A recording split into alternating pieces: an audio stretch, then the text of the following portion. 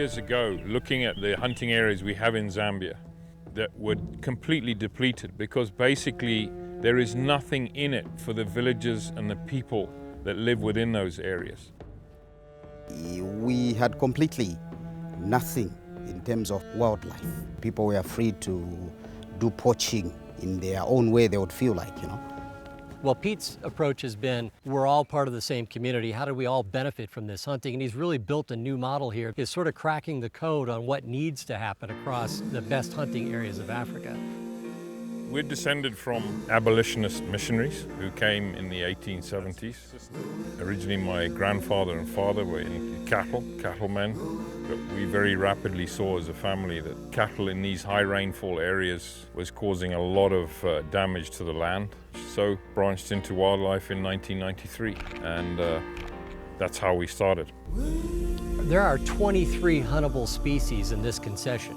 It's an amazing array of diversity. So whether it's your 27th or 40th safari, and plus in my case, or your first, this is a great venue.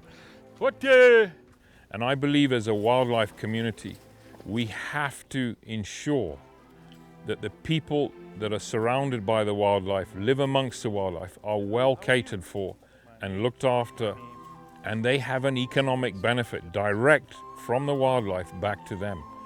Oh, well done. Indeed, without the coming in of the fallen hunters, we cannot have enough funds to help in develop orphanages, the schools, the health institutions, the roads infrastructure, and so many.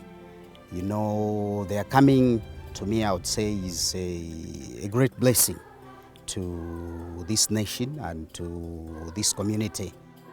The success of each safari is success to them. So you have to change that whole mindset by putting an economic benefit into these communities. And then you begin to see the current change where people come on board and now they're looking after the wildlife because it is theirs and they benefit directly from it at a grassroots level. And it can work. They can work together. They are working together. And it's great to be in that kind of environment, personally, professionally, and through recreation. For so long, we just keep hearing how wonderful the old days were.